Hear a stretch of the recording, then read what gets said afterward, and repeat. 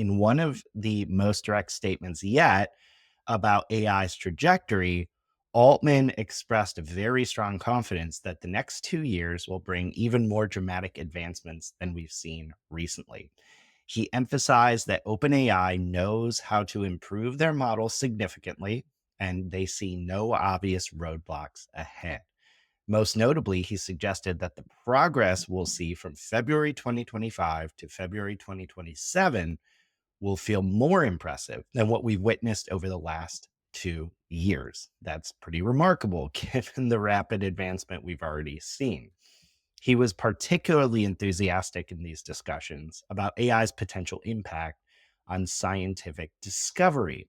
He predicted that within a few years, AI systems will be able to compress 10 years of scientific progress into just a year and potentially accelerate major breakthroughs in areas like climate change and disease treatment. Now, as part of this discussion, he came out and talked about GPT-5 briefly, saying, quote, "How many people here at this panel feel smarter than GPT-4?" And, people kind of laughed, some hands went up. And then he said, "How many of you still think you're going to be smarter than GPT-5?" Still some more laughter, but not nearly as many hands. In fact, not really many people at all appeared to raise their hands during this. And he said, "I don't think I'm going to be smarter than GPT-5. And I don't feel sad about it because I think it just means that we'll be able to use it to do incredible things." Now, these kinds of comments were followed, Paul, like you mentioned, by this essay that Altman dropped on Sunday titled "Three Observations." It lays out three key observations about what is coming. So he talks about basically the predictable yet astonishing pace of AI advancement. So, very briefly, the observations he outlines are: number one, the intelligence of AI models scales with the logarithm of resources used to train and run them. So, according to Altman, companies can spend virtually unlimited amounts of money and achieve continuous, predictable gains, which is a pattern that holds true across many orders of magnitude. Observation number two, the price to use a given level of AI falls by roughly 10 times every 12 months. He notes that this rate of improvement far outpaces Moore's law, which historically doubled computing power every 18 months. And observation number three, the socioeconomic value of linearly increasing AI intelligence is super exponential, which suggests we'll continue to see exponentially increasing investment in AI development for the foreseeable future. He also mentions he envisions a future where AI agents function as virtual coworkers, especially in knowledge work, and he even suggested that by 2035, any individual should be able to marshal intellectual capacity equivalent to everyone alive in 2025. All right, Paul. So I have to say, you can love Sam Altman, you can hate him. You can honestly, if you want, think he is a complete con artist, as some people do. But he is making really, really bold predictions that we will literally know in the next 24 months if he's right or not. So I don't think I'm naive. Maybe I am, but it does seem strange to me you would commit so fully to very specific predictions simply to lie and drum up investment. Now, I'm not saying people don't lie and drum up investment, but it seems like there's easier, way less risky ways to build up the AI hype train if you're Altman and you want to go that route. What's going on here? Yeah, I mean, certainly there's the people that immediately jump to this is just hype. He's not really saying anything more than he said before, and he's just trying to raise this $40 billion. And certainly, there's no denying that he is actively raising money if they haven't already got the commitments to it. And I think that there might be some component of that, but Sam's history isn't to do that. Like Sam's history is to lay out what he thinks the near term future looks like, hope people listen and go about building the future. And so anytime he's done this, like I often reference on this podcast, the Moore's Law for Everything post from March 2021. Mm. And I remember at the time, like I was trying to get people to listen, like pay attention, you share it on LinkedIn, talk about it at business events. And it was just too soon. Like people weren't ready. We hadn't had the Chat GPT moment yet, but Sam was laying out that this was coming. These things are going to be able to think and understand and reason like his exact words, and people didn't believe it. The average business community, I would say, didn't believe it. So I think it's helpful to take this actually at face value and assume Sam isn't just typing. Like he is laying out what he thinks to be true about the future, and we need to figure out what to do with that. So I thought it'd be helpful to kind of break each of these observations down a little bit. So this first one about the intelligence of AI models scale with the log of resources used to train them. This actually jives with what Demis Hassabis just said last week. He did an interview, I think it was Big Technology, maybe.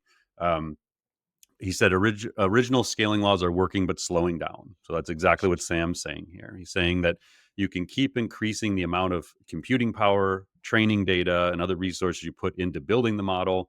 The intelligence performance grows, but it grows more and more slowly over time. So in other words, like if you double, say we go from a $5 million training run to a 10, or a 10 to a 20, or a 50 to $100 million training run, the doubling of the resources doesn't equal the doubling of the intelligence.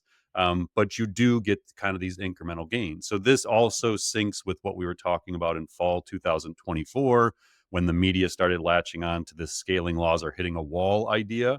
I think this is kind of what was being referred to, is that we were seeing these things sort of taper off.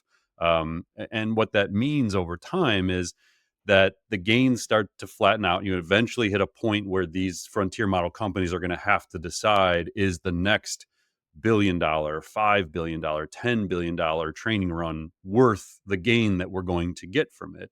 It also means that you're going to continue to see these pushes in new research directions. So where they're looking for efficiencies in the architecture and the algorithms themselves and the training methods. And this is where we've heard a lot about, like, these more efficient models with DeepSeek, like we were talking about in the last couple episodes. So, and again, like you go back a year ago and Demis Hassabis was saying this exact thing. Like we're going to keep pushing the frontier. We're going to keep building the bigger and bigger models because there's still gains to be had there. And we don't know where the upper limit is. We don't know when you stop gaining enough to validate doing it. But we're also going to push on the lower end. We're going to find more efficient ways to build these models and to train these models and to post train these models. So in essence, if you've been listening to the AI leaders for the last 2 years, what they have said is was going to happen is what's happening, which is why articles like this are helpful. Like it usually plays out that they're generally right. Um, the other thing that this first observation brought to mind for me is what I've been saying recently on this podcast, which is at the end of the day, I think there's 2 to 5 frontier model companies. And when this all shakes out, which is in like 2 to 3 years. What I mean by that is there's 2 companies I think for sure keep building the biggest models. That is OpenAI and Google. The maybes, that maybe they keep playing this game of $1 billion, $5 billion, $10 billion training runs, capex of 100 billion, 200 billion, like what it's going to take to do this. XAI, because I'm not sure Elon wants to lose to Sam in this, so I think that his ego will keep him in this game for another couple years. Meta, I don't know. Like I feel like they got undercut hard by DeepSeek, and it probably bruised the egos a little bit. And made them question a little bit like their plans to try and compete with OpenAI and Google here, but I think they stay in the game for a while. And then Microsoft's a bit of a dark horse here. Like, do they ever try and actually get into the frontier game themselves, either through acquisition or through building their own major models, because they have been relying on OpenAI's models to date, and they obviously have a massive stake in OpenAI. So I think that they don't play in this game. So OpenAI and Google for sure. I think XAI and Meta are possible. The likely not in the frontier model game in 1 to 2 years, I would put Anthropic in that moat. I would put Amazon there, and Mistral, I think, is just Mm. eventually going to fade to building nice, more efficient models. And then I guess you could throw like DeepSeek in there as probably like a likely not. I don't think they can compete at the high end. I think they were in this Goldilocks zone where they had enough GPUs to compete with OpenAI in their current model, but they're not going to be able to compete in the future model due to export controls. So I think OpenAI, Google are the major players that 2 years from now have basically run away when it comes to frontier models, and they're the only ones that are still really pursuing that true. Um, I again am like, if it's legally possible from a regulatory standpoint, I think Google buying Anthropic is like the most obvious acquisition that could happen in 2025 because we'll talk a little bit more about what Anthropic's doing with their research and safety and stuff. They're just such a perfect brand fit, I think, for where Google's going with their Mm. models.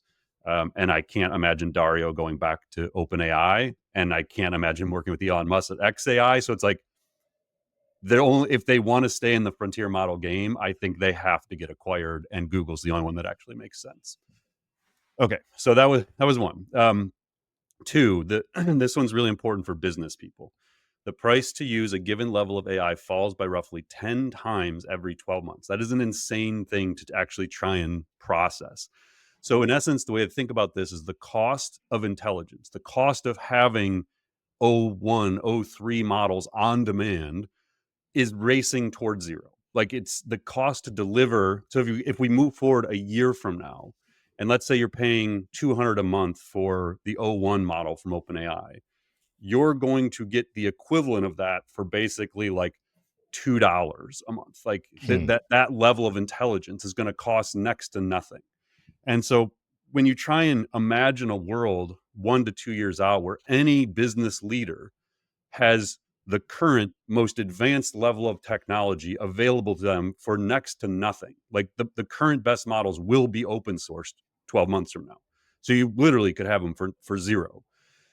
That's a really bizarre world to try and imagine. And so what Sam's saying here is like Moore's law was about the computing power of these chips doubling every 18 months.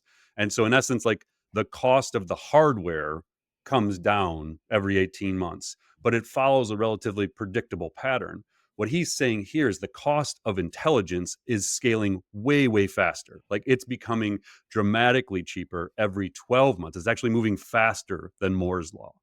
And so what this means is you start true democratization of AI, that as the advanced AI becomes more affordable, more people and organizations can afford to use it. It lowers the barriers to entry that drives innovation across different industries.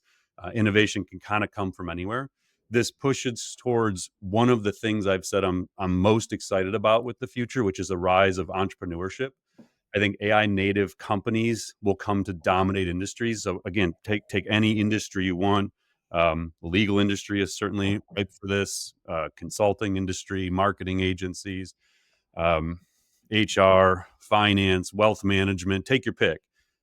In the next 3 to 5 years, I think AI native companies like built AI from the ground up um, are just going to dominate almost every industry. Like there'll be some industries that figure this out and sort of evolve, but as the cost drops so steeply, it becomes so cheap for new players to enter the market that have access to this like PhD level intelligence in every aspect of running a business. So the companies that don't keep pace with the cost and efficiencies gained by these AI native companies just have no chance of competing. And I see this every day myself. Like, I mean, Mike, you kind of have a front row seat to this, and you and I talk about this stuff all the time. But as I'm thinking about building Smarter X, so again, like Marketing Institute is our core business. I started in 2016, and then we sort of spun out Smarter X to tell the story of AI to all knowledge work, not just marketing. And as I think about the building of Smarter X, and more specifically about the building of our AI Academy, I'm doing it ground up AI native. So like every decision I make is like, what is a smarter way to do this than has traditionally been done? I have, I don't know, 5 to 10 conversations a day with O1 in ChatGPT. Mm. I'm literally pushing like every decision, every thought about staffing structure, about pricing models, like everything I talk to O1 about. And I can't even like, if you haven't done this as a business leader, it is really hard to convey the amount of value you get in minutes that would I just wouldn't even honestly had access to. Mhm. And so sometimes it's things I've already decided on, and I just go into O1 just to like vet my thought process, and I'll talk to it just straight up like an advisor. Others, I'm just stuck, and it's like I don't even know how to think about this. Like for example, like, and this is real stuff, like customer success team. So if you build an online education business that has tens of thousands of learners, what does a customer success team look like in that environment? I've never built that. I don't know the answer to that question. So I can sit there and talk to O1 about it, and in 5 to 10 minutes, basically have the knowledge of someone who spent 10 years probably building customer success. Now I haven't done it, I have the experience, but I now have that same knowledge base. That's a really, really weird thing to have the power to have on demand for next to no cost. So I think the impact on human labor, again, kind of on this number two umbrella, I think the impact on human labor becomes massive. I think industries that have a talent gap, like accounting, insurance, healthcare, where they can't hire enough people, they can't find enough professionals in those industries. I think you start to see quote unquote AI digital workers filling those gaps in the next 2 to 3 years. But by doing that, you're creating the replacements too for the professionals who are still there. And then we start to deal with job displacement, which then leads to observation number three, which is the socioeconomic value of linearly increasing AI intelligence is super exponential. This is the most like jargony one of all. So we'll break this one down real quick. So what he means here is even modest gains in AI systems capability, which he's calling linearly increasing intelligence, so modest gains in the system, can generate outsized, disproportionately large socioeconomic benefits, thus super exponential. So because these incremental improvements are so valuable across different industries, investors see strong returns or potential massive value gains, so they just keep putting the money into it. So Mm, like, why is SoftBank willing to put 40 billion in? Because it sees the entire, I don't know, hundreds of millions of knowledge workers around the world as the total addressable market. And it's saying 40 billion is nothing. We're talking about tens of trillions in value if we solve this. So the investors see the gain potential, so they just keep going. So the research advances quickly, the deployment starts to accelerate. And so the way to understand this super exponential. So in a linear growth, $1 becomes two, two becomes three, three becomes four. Linear is literally just like this very predictable same amount of value over a given period of time. Exponential is one becomes 10, 10 becomes 100, 100 becomes 1,000, 1,000 becomes a million.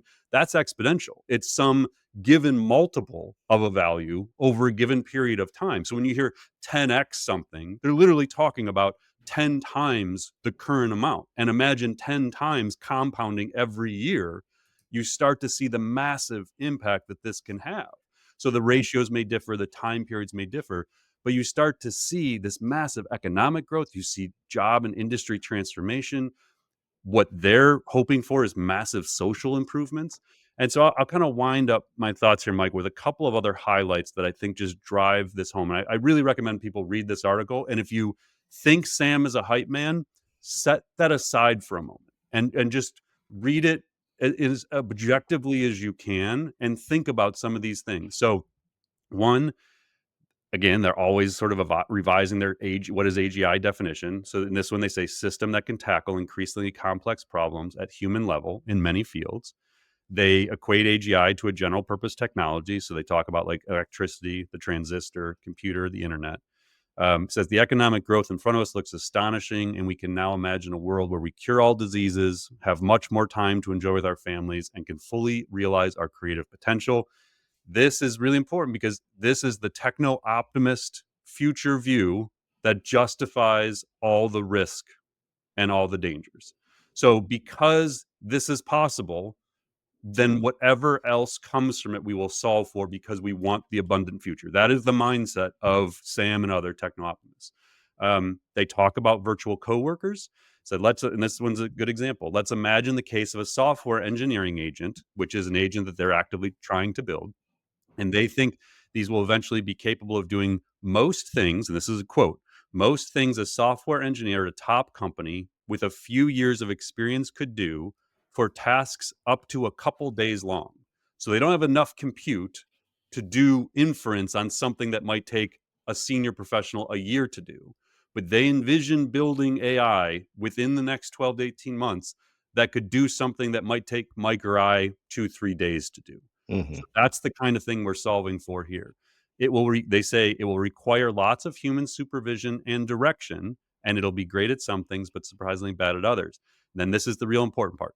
Still, this quote, imagine it as a real but relatively junior virtual coworker. Now imagine 1,000 of them or 1 million of them. Now imagine such agents in every field of knowledge work. So again, we don't have to build PhD level at every cognitive task. They want to build average human level, junior quality if it needs to be. But because they can do it once, they can do it 1,000 times. So instead of building a team of 1,000 people, you can say, we have this task that needs to be done, or this job that needs to be done. Let's hire 3 people, and they will oversee 1,000 AI agents. They'll supervise them, they'll train them, they'll monitor, make Mm, sure they're off there. That's the future. And this is actually Jensen Huang said this exact thing in November of last year. He envisioned a future where there was tens of millions of AI agents working at NVIDIA. They all see the same possibility. Couple other quick ones said the future will come at us in a way that is impossible to ignore. Long-term changes society and economy will be huge. We will find new things to do, new ways to be useful to each other, and new ways to compete. But the jobs will not look like they do today. Now, interesting here, he never describes in detail the tangible detail of what this future looks like. He talks in these very broad strokes. I honestly think he hopes that economists, philosophers, sociologists, science fiction writers figure out what the actual future looks like. He's so set on building it, I don't think he actually has the ability to envision what it really looks like. Um, Talks about the price of goods falling. Right now, the cost of intelligence, cost of energy constrain a lot of things, and the price of luxury goods and a few inherently limited resources like land may rise even more dramatically. I actually envision him like this is like thinking out loud, where he's like, I wonder what it could look like. Land. mhm. And I also envision him talking to like GPT-5, which I'm pretty sure Right. right, Pro 4, and like imagining these details. So yeah, so I don't know. I think there's a lot to this article, and I think dismissing it as hype to raise money is very, very nearsighted, and I would not fall into that trap because I think you miss the chance to actually think about the bigger picture if you do that.